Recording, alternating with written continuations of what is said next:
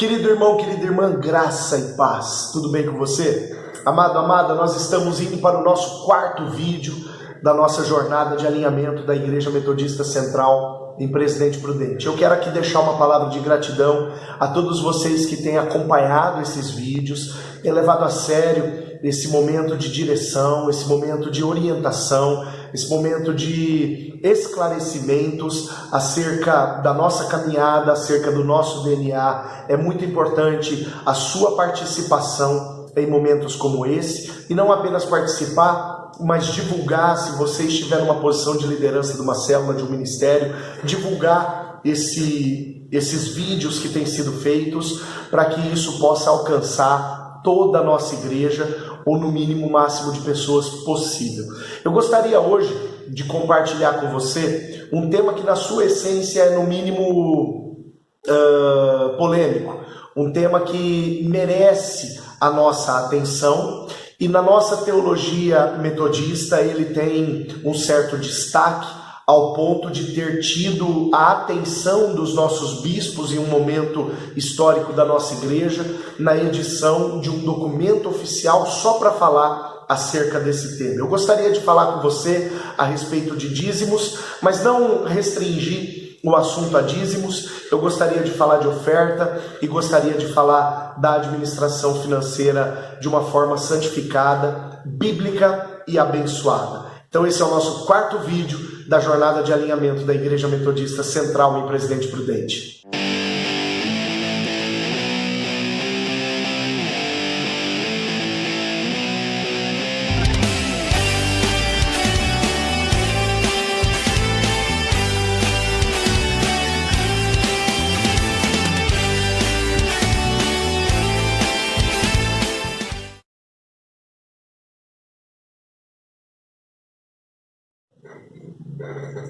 Dízimo, ele está ou não está no Novo Testamento? Nós devemos ou não continuar obedecendo essa lei estabelecida lá no Antigo Testamento, quando Deus falou através de Moisés e estabeleceu alguns princípios, algumas leis, algumas fundamentações para o povo dele caminhar. Em primeiro lugar, nós metodistas acreditamos que essa lei não foi extinta, ela não foi extinguida, ela continua em vigor. Ou seja, nós reafirmamos, ao aceitarmos Jesus, que na nossa fé nós aceitamos o compromisso de contribuir com 10% da nossa renda todas as vezes que nós tivermos renda. Se o seu salário for mensal, então uma vez por mês você vai contribuir com 10% dessa renda. Se você ganha... se você é um freelance, se você trabalha a sua própria conta, se você é um autônomo e recebe por serviço 10% de cada serviço, nós entendemos que é a nossa contribuição por princípio naquilo que diz respeito ao dízimo. E por que esse assunto é tão polêmico? Por que esse assunto ele é tão importante ao ponto de ter alcançado na nossa igreja? Olha ali na tela do meu computador, tá vendo? Isso aqui é a capa da carta pastoral do Colégio Episcopal da Igreja Metodista a respeito do dízimo. Os nossos bispos da Igreja Metodista, ali na década de 90, se não me engano, eles editaram esse material para que todo metodista tivesse conhecimento. E aqui embaixo tem o site da área geral da Igreja Metodista, onde você pode inclusive baixar este e outros documentos da Igreja Metodista que digam respeito ao nosso campo doutrinário, à nossa fé, aquilo que nós cremos. Mas repito, por que esse assunto é um assunto tão polêmico? Por que existem tantas e tantas visões distintas, inclusive visões que repudiam o compromisso que todo cristão e toda cristã deve ter de dizimar na casa do Senhor? Para início de uma reflexão, eu gostaria de lançar mão do texto de Lucas, capítulo 16, melhor dizendo,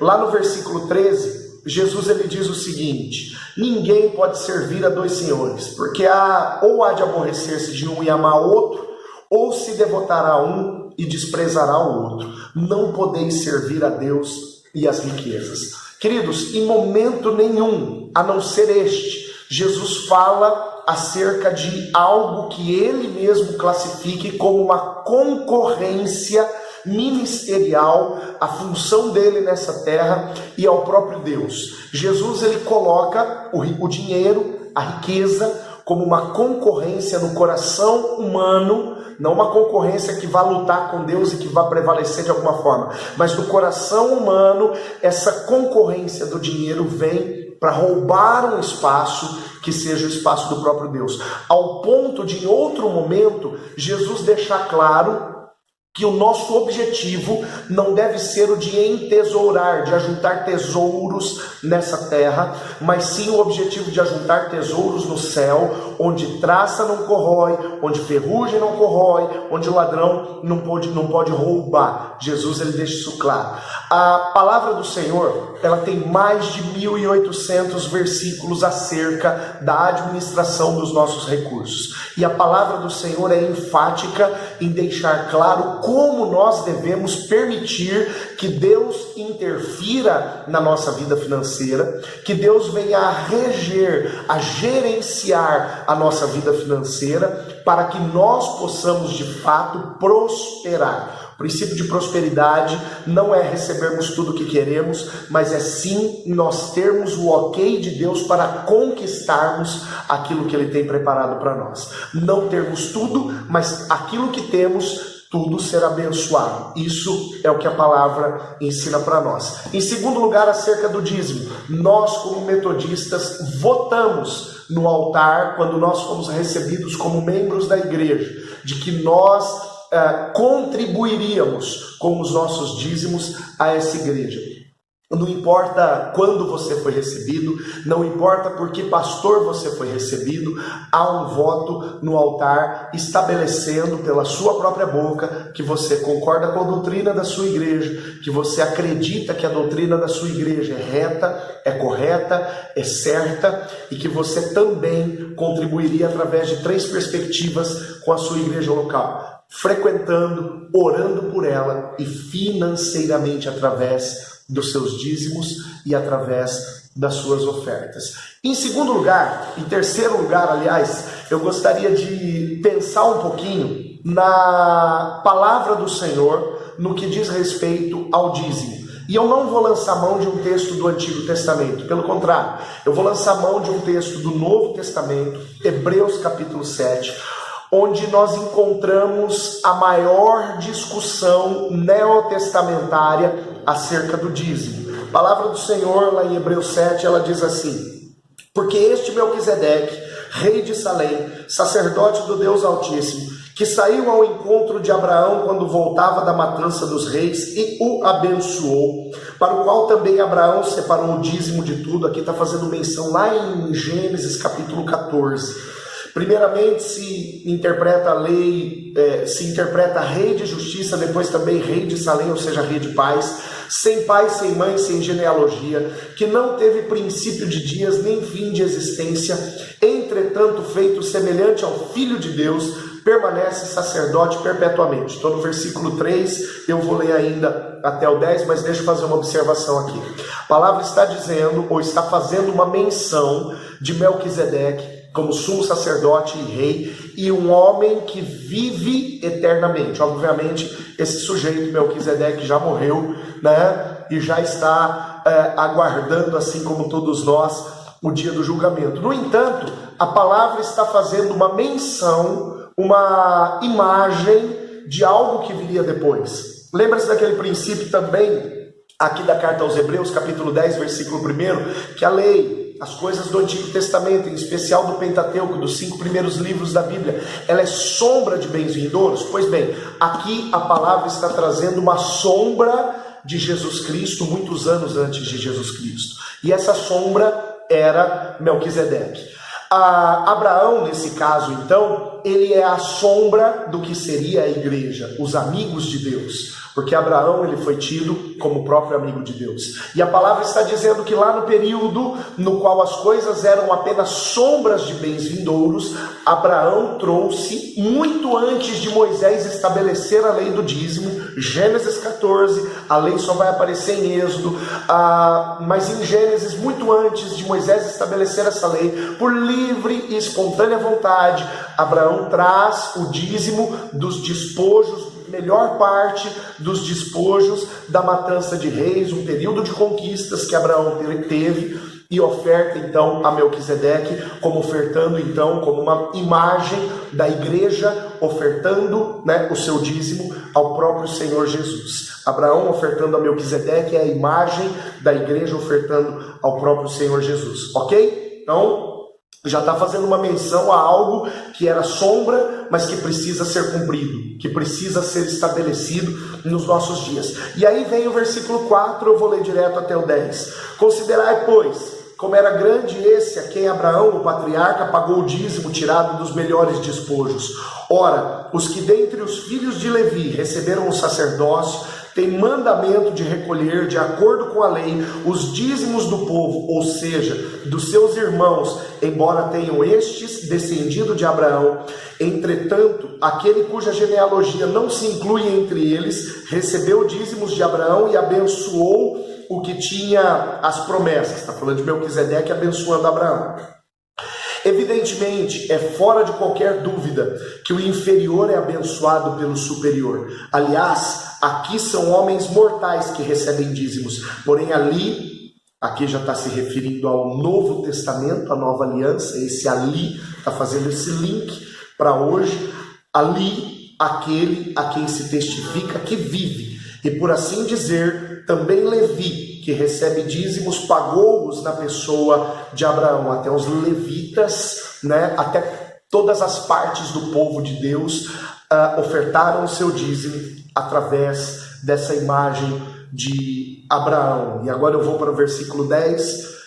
Porque aquele que ainda não tinha sido gerado por seu pai quando Melquisedeque saiu, porque aquele ainda não tinha sido gerado por seu pai quando Melquisedeque saiu ao encontro desse. Aquele Levi, né, aquele povo, aquela fatia da nação de Israel ainda não tinha nem existido quando Melquisedeque já vai receber de Abraão, o pai da fé, né, o amigo de Deus, a imagem da igreja nesse texto. Ele vai receber, Melquisedeque vai receber os dízimos da parte de Abraão.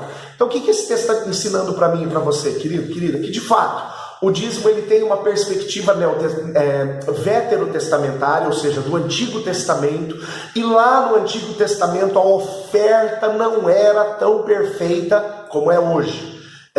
Isso é fato, porque lá era sombra de um bem vindouro. Se o dízimo no Antigo Testamento era sombra de um bem vindouro, isso significa que esse bem chegou e ele precisa ser exercido nos nossos dias. Ele precisa ser trabalhado nos nossos dias. Ele precisa ser cumprido como uma exigência da palavra nos nossos dias. Sem sombra de dúvidas, Hebreus capítulo 7, lido sob a perspectiva correta, lido sob a perspectiva exata, de que a lei fala de sombras de algo que vai acontecer na sua perfeição no futuro.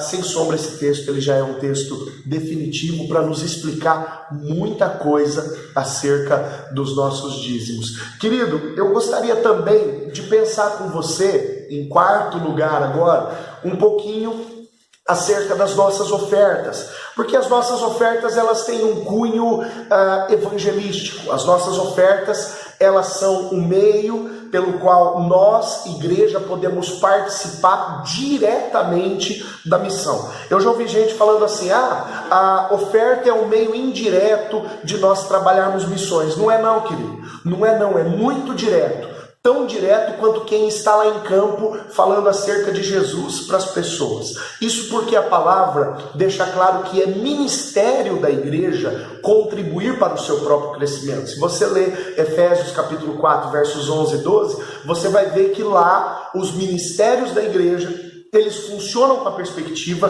do crescimento do corpo de Cristo. Isso pressupõe avanço, isso pressupõe crescimento, isso pressupõe que a igreja vai estar sendo plantada em lugares onde ela ainda não chegou, e as nossas ofertas, elas contribuem para isso. A palavra do Senhor, também uma grande discussão acerca de ofertas, e aqui eu me refiro à segunda carta de Paulo aos Coríntios, capítulos 8 e 9, a palavra ela traz alguns fundamentos lindos para mim e para você. Eu não vou ler, obviamente, todo esse texto, você pode fazer essa tarefinha de casa. Se você tiver uma Bíblia comentada, uma Bíblia de estudos, melhor ainda, leia as notas de rodapé, entenda esse princípio como um princípio de bênção na tua vida, e eu não tenho dúvida que você de fato vai crescer nesse entendimento. Mas eu quero ler o capítulo 9 de 2 Coríntios, versículo 6 e alguns versículos seguintes. Diz assim a palavra do Senhor: e isso afirma: aquele que semeia pouco, pouco também ceifará. O que semeia com fartura, com abundância também ceifará. Cada um contribua conforme tiver proposto no seu coração, não com tristeza ou por necessidade, porque Deus ama quem dá com alegria.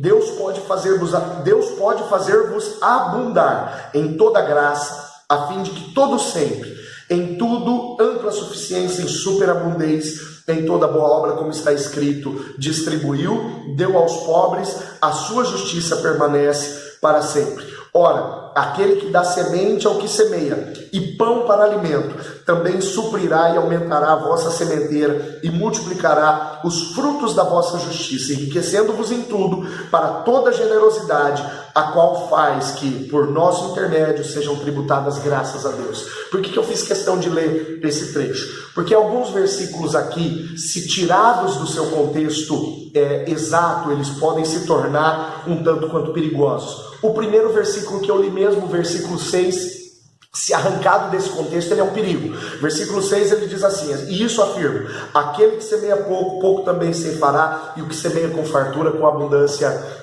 colherá. Querido, isso é muito sério. A palavra aqui não está falando, ela não está condicionando você a fazer uma oferta maior do que aquilo que você possa. Tá? A palavra aqui ela está dizendo que você criando um hábito, por isso que eu li até o versículo de número 11. A palavra está dizendo que se você criar um hábito, criar uma cultura, generosa, de entender que uma fatia da tua arrecadação, por sua própria vontade e com alegria, pode ser semeada no altar, a palavra está dizendo que na proporção da tua semeadura vai ser a tua colheita. Então Deus vai me dar dinheiro? Não, Deus vai te dar mais semente para que você plante mais, para que você semeie mais. Isso é o que a palavra está afirmando para mim e para você.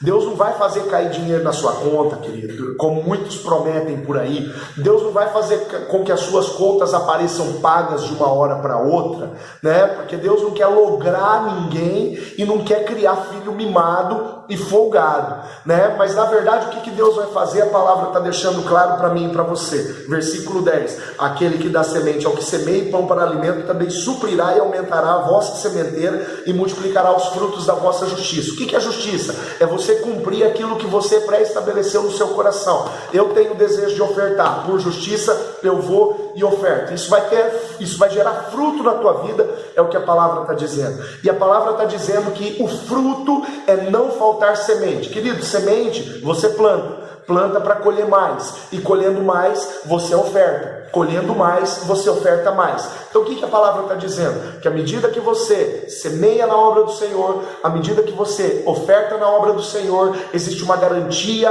da parte de Deus, que Ele vai continuar provendo meios para que você continue produzindo, para que você continue ganhando. A prosperidade da palavra de Deus, ela é inseparável dessa verdade, de que Deus não vai fazer com que caia dinheiro na minha conta, como eu disse, com que as minhas contas apareçam pagas, mas Deus vai me dar meios para conquistar o pagamento das minhas contas, meios para conquistar o suprimento da minha casa e da minha família, e por consequência também meios para conquistar cada vez maior possibilidade de semeadura na obra e na casa do Senhor. Essa é a quarta afirmação que eu quero fazer para você. Quando nós ofertamos, nós estamos dizendo para Deus: Deus, pode continuar me abençoando, porque eu tenho prazer em continuar abençoando a sua obra. Em quinto e último lugar, porque nós, Igreja Metodista, de uma forma muito especial, central em Presidente Prudente, cremos que a tua oferta abençoa a igreja, cremos que a tua oferta abençoa as missões. Primeiro, porque nós temos projetos missionários vinculados à nossa igreja local. Projetos missionários que são apoiados pela nossa igreja local. Segundo, porque a igreja local ela tem as suas despesas. A igreja local ela tem um staff que funciona mais ou menos como uma empresa. A igreja ela não é composta apenas, uma igreja da estrutura da nossa, ela não é composta apenas por pastor e membresia. Nós temos funcionários que trabalham aqui na igreja durante a semana. Nós temos gente que está aqui para atender você, gente que está aqui para limpar o espaço onde nós nos reunimos, gente que está aqui para atender o telefone, para agendar a sua vinda à igreja para conversar com os pastores, para um tempo de aconselhamento. Nós temos um pessoal de serviço aqui na nossa igreja, muito maior do que o pessoal, tão importante, aliás, melhor dizendo, do que o pessoal ministerial, tão importante quanto o pessoal ministerial que auxilia com os seus dons. Terceiro lugar, para que a igreja possa sustentar os seus pastores. Obviamente, a minha renda como pastor local, ela é da igreja local. A minha renda, o meu subsídio, nós não falamos salário, nós falamos subsídio, ela vem da igreja local, e isso também é bíblico. A palavra diz que o obreiro é digno do seu salário, e a igreja, então, ela sustenta a família pastoral, ela sustenta o pastor com o recurso de subsistência. Em quarto lugar, porque nós participamos de um projeto maior do que a igreja local, que são as nossas contribuições regulares para a missão da Igreja Metodista na quinta região. Então, todo mês nós temos uma contribuição que é equivalente, ela é um percentual da nossa arrecadação local, que é enviada para o chamado Fundo Missionário Regional. E esse Fundo Missionário é a nossa forma direta de fazer missão junto com os missionários enviados pela quinta região para abrir novas igrejas, para pregar em outras cidades, em outros países onde ainda não existe igreja metodista, ou para fortalecer, subsidiar o trabalho metodista em lugares que esse trabalho precise de um apoio através de um missionário que nós auxiliamos a subsidiar. Em último lugar, sexto lugar, agora sim, eu quero usar um texto que é o texto mais tradicional, mais comum quando o assunto é dízimo e quando o assunto é oferta. E eu não quis começar com ele justamente porque eu comecei fazendo aquela pergunta: dízimo está no Novo Testamento? Né? Então, já que nós entendemos que o dízimo está presente lá no Novo Testamento, agora sim eu quero recorrer lá no Antigo Testamento, naquela denúncia de Malaquias capítulo 3, e eu quero ler com você a partir do versículo de número 6. A palavra diz assim: porque eu, o Senhor, não mudo. É o Deus do Antigo Testamento, o Deus do Novo Testamento não mudou, né? Por isso, vós, filhos de Jacó, não sois consumidos, graças a Deus. Desde os dias dos vossos pais vos desviastes dos meus estatutos e não os guardastes. Tornai-vos para mim, e eu me tornarei para vós outros, diz o Senhor dos Exércitos. Mas vós dizeis: em que havemos de tornar? Roubará o homem a Deus? Todavia vós me roubais, e dizeis: em que te roubamos? Nos dízimos e nas ofertas. Com maldição sois amaldiçoados, porque a mim roubais, vós, a nação toda. Trazei todos os dízimos à casa do tesouro, para que haja mantimento na minha casa. E provai-me nisso, diz o Senhor dos Exércitos, se eu não vos abrir as janelas do céu e não derramar sobre vós bênção sem medida. Querido, eu quero levar você a um princípio de estudo da palavra, que é o princípio do pensamento inverso. A palavra está falando, com maldição sois amaldiçoados. Por quê? Porque está me roubando, Deus está dizendo. Então o princípio inverso ele seria o seguinte: eu sou abençoado quando eu não roubo. Eu sou abençoado quando eu gerencio os meus recursos da forma que o Senhor espera que eu gerencie. E de fato, em Miqueias capítulo 2, essa reafirmação é verdadeira, ela se mostra verdadeira. A palavra diz assim: a minha palavra ou as minhas leis fazem bem àquele que anda retamente. Ou seja, eu sou abençoado se eu cumpro a lei do Senhor. Eu sou abençoado se eu cumpro aquilo que o Senhor estabeleceu.